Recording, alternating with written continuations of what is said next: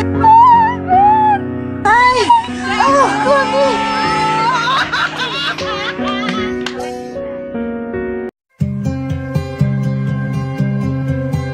Kamakailan lang nang mag-trending sa social media ang Azoka Dance Challenge at reunion ng Home Along the Riles family sa social media.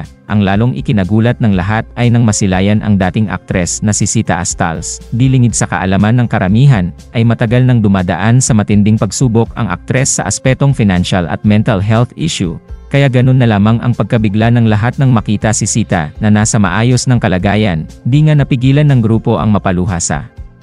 Kaligayahan, lalo na si Claudine Barreto nang muli nilang makasama ang dating kapamilya sa serye. Welcome back Sita Astals, the family was lost for a while but now it's back. Captions ni Claudine sa ibinahaging video. Nakakaiyak, ito yung unang family na kinalakihan at pinapanood nung bata ako, ani ng isang netizens. Hi, everybody! Hi! Oh, Connie!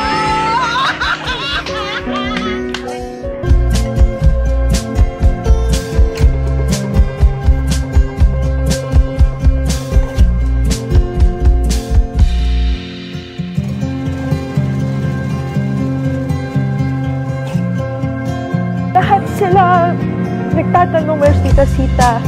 Finally, nung nakita ko yung reaction ng mga kapatid ko sa home, Tita Nova, andun pa rin yung closeness, nandun pa rin yung warmth ng bawat isa.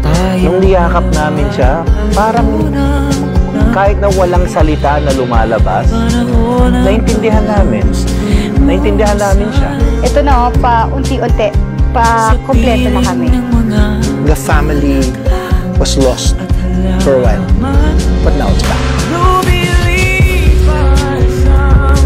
all look the same! You're just taller! Thank you for having me here. We're so happy.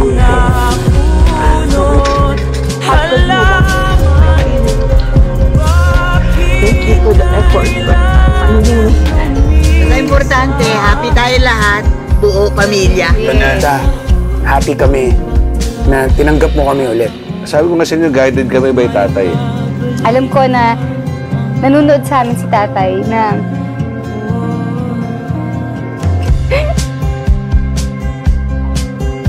masaya. Ganyan yung level ng kamay. Yan. Hindi sila lang yung napaan. Here.